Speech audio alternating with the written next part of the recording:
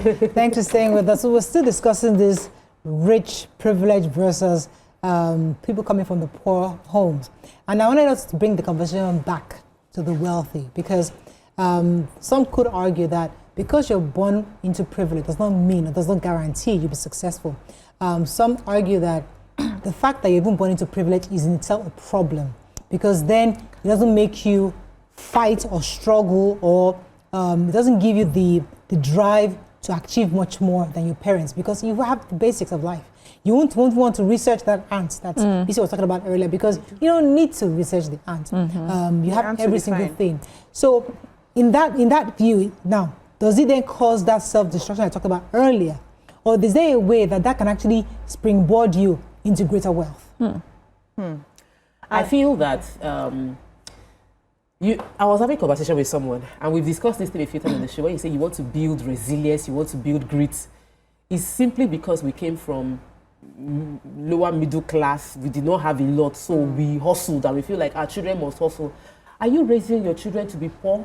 Or you're raising, like, your children might never use their hands to wash clothes. They would always have washing machine, they would always have lights. Like, there's some things that doesn't just happen. So we're just trying to find a way to see the negativity in being wealthy. Greed is bad. Greed is bad. And it cuts across. Taking, whether you are rich or poor, it is bad to be greedy. Taking what does not belong to you is bad, whether you are rich or poor. But being financially comfortable opens you up for a lot of creativity. So I read a story about Nightingale, Florence Nightingale, this nurse that was from a wealthy family and decided to be a nurse because she did not have to marry. If she did not marry, her parents would not die. They would like her to marry, but she said no. She had a choice because she wasn't from poverty. And based on her ability to dedicate her time and take resources from her parents to nurse people in the war, she discovered that she could save more lives if they kept the hospital clean. Cleanliness now brought life being saved. Many scientists that we are enjoying their benefits now came from aristocracy. They had the flexibility to be studying botany. They were looking at butterflies and studying animals. We were able to enjoy the benefit because they did not have to worry about what to eat or drink. Food was covered. So they could explore other creativity. And you know, what we have in Nigeria is that people that are wealthy are not dedicating their time and their life to use the wealth to say, I want to study. They're not wealthy enough. So I want to study how we can do this. I want to study because we don't have that culture. So we need to re-educate people's mind that what wealth has given you is freedom to impact lives. True. Not to start dominating everybody and say, I'm powerful, I have money, I can do and undo. I can drive one way, I have escorts in front at the back. I can jump the queue. That is what we do with our wealth in Nigeria. That is the lowest level of wealth. It's a wealth that still has poverty mindset. God bless you. The real wealth is for you to solve your problems. And there's a saying, I'll come to you. Come on, Olumide, you're live. Thanks for calling here. Olumide, you're live. Go ahead, please. All right. Thank you. BeeCee, I want to say that poverty, in my own analogy, is a disease. And it is infectious. You see, one of the cause agents of poverty is greed. You know, it is infectious. We're talking about shared criminality, then shared laziness. If I give me time, I will explain. You see, being a disease and being a shared one is that if you as a billionaire had a mindset to solve problems within your environment, because poverty is indeed an infectious one, so likewise, wealth is still infectious. You will make your immediate environment cured of poverty. That's what we preach. Now, it is indeed a very, very infectious one when you as a billionaire determine not to stop that disease.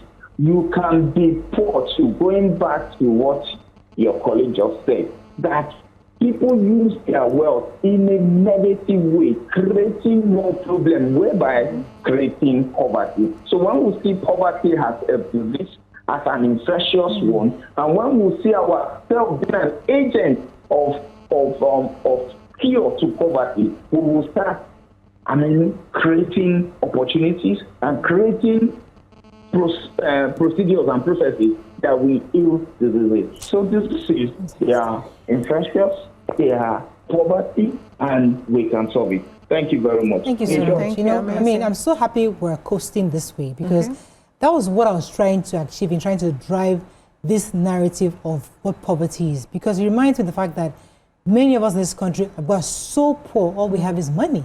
It's so, because our mindset is so poor that when we now get the physical cash, we're not thinking of development, because the countries we run to, many of them, it was the poor people that actually, because there's no government can actually just say, I'm going to develop, I'm going to build this. It is private sector that comes together. You know what? I remember when I was reading about lottery, when it started. These are things that was private sector driven. The government now said, hold up, you guys are making this much money. They now came in and started to regulate that. We have to take some of this money that you guys are making, because the private sector are the one that come with these ideas of innovation. What do we do to boost entertainment? What do we do to develop healthcare? What do we do to help in education? We come up together and do these things, and then government's job is just to provide to facilitate, to ensure that we have enough land, electricity, the power to do those things. But private sector comes with ideas. But here in our own part of the world, we don't think that way. We have a lot of money, and what we want to do is pepper them and have those big parties. So, why? There's a reason for that. Yeah, there's a reason for that. When the struggle becomes too much, it rips you of humanity. And that's why we're saying, if you give us a level playing field, the basics, right? The Maslow hierarchy. And yes, and we are now deciding to hustle. Maybe Miriam now decides, okay, I want to do this sort of business. I want to solve this sort of problem. She's not coming from a place where she has been ripped out so bad that anything she now gets, she's thinking of her next generation.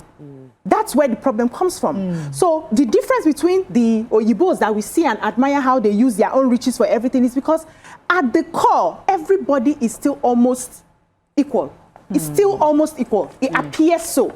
You can walk into the streets now, you see somebody, a new phone comes out, you go, you exchange. Everybody can buy it. Everybody has access. So I'm not coming here to brag that I have the latest phone because everybody has it. It doesn't make any difference. It doesn't make any difference. You get into the public transportation, you see everybody take public. In fact, it's cheaper to take the public transport than even driving your own cars. You spend more maintaining your own cars. So when you come from such an environment, and that's why it seems like our children, when they now finally go abroad, they're not as driven as we are when they come back, because they've seen life in such a way that what am I fighting for? I can only pick the things I enjoy doing. They come back and they're not, you see that fire that you are, because I had a couple of friends who are saying that their kids are coming back home now, but she doesn't see that Nigerian drive. They just want to do easy things. This is what I want to do. This is what I love to do. This is my passion. This is my, and they went to the went to the very best of schools. Their mindset is so open that there's nothing to drive. There's nothing to fight for. My child went to Harvard. Came back, started taking pictures. Like, are you all right? Okay, now. Do you know the school you went to? All right. What I paid for camera there. Are you okay? You see the difference? There was serious fighting. You see the difference? I'm happy. Eventually, the person started doing other things. But there was a major friction in the house. We went to Harvard for not just those business courses. Proper school. Thousands of dollars. I come back to take camera. Yes. Take pictures. A budget of a whole state. Thank you. So understand. So that's it. So let me just quickly close down here before I come to before Miriam goes. So that's why it seems like it's different.